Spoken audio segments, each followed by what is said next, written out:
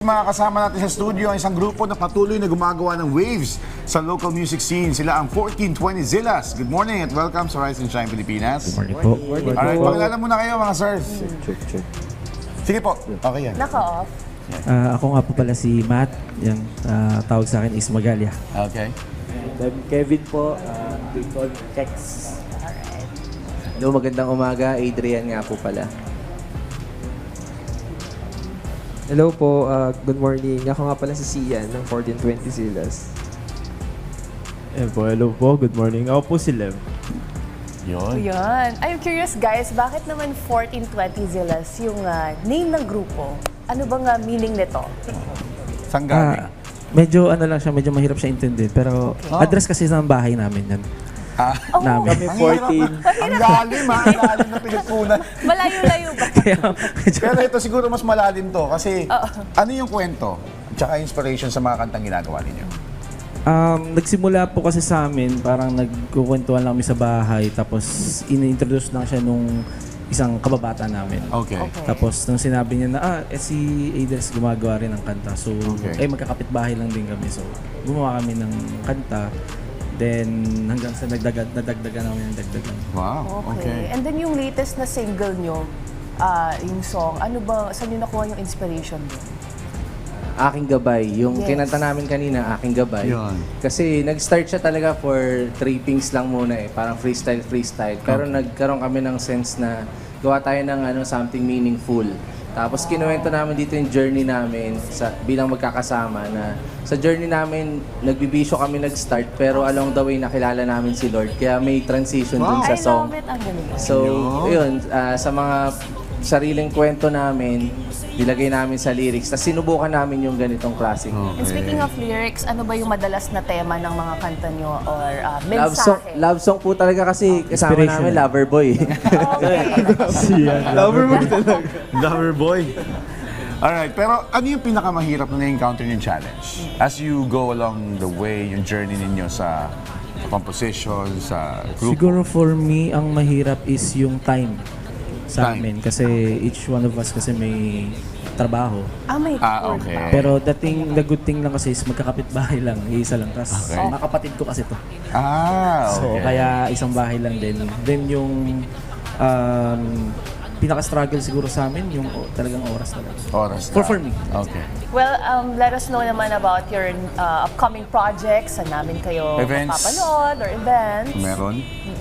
And you can share your social media so Yes. we can Where can we also check watch out your songs? Sa YouTube and Facebook pa lang meron kami. YouTube and Facebook lang kami nagpo-post yun.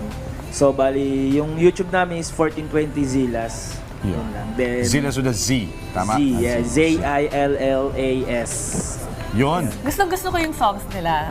Actually, Ganda ng redemption umaga natin. Redemption. Thank you po. Well, on that note, maraming salamat sa pagbibigay ng oras sa amin ngayong umaga. Pero hindi na namin patatagalin pa ang kwentuhan na ito. Kaya naman, once again, let's give it up for 1420 1420 Zillas. Zillas.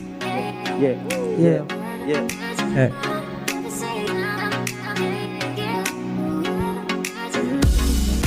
Dating mga plano, dami rin nagbago. Iba kasi epekto pag magulo pagkatao. Pwedeng umaray, huwag ka lang sumuko. Iba turo ng guro pagkaranasan ka natuto. Sa bagong taon, may bagong panahon, bagong direksyon at bago na leksyon. Sarili kilalanin, lumalim ng lumalim, gapangin ng gapangin, bulong sa panalangin. Mabigat man sa damdamin, Ito ang nakahain, patuloy sa hangarin at sa buhay papalarin. Nakaraliwanag, plano patunayan. Salamat kay Ama dahil hindi ako iniwan. Magsubok tumadami, subukan mo labanan. Darating ang panahon, lahat malulunasan. Iwasan kung nasan ka pwede mabutasan. Sumama ka sa amin dahil Sa atin ng taon na to, pwede bago na naman ito. Pwede pa namang mabago ang buhay na magulo. Basta huwag ka lang susuko, gawin mo lang planado nang mapasa iyo. Ang panalo, dahil sa atin ng taon na to. Sa atin ang taon na to. Sa atin ang taon na to. Gawin mo lang planado nang mapasa iyo.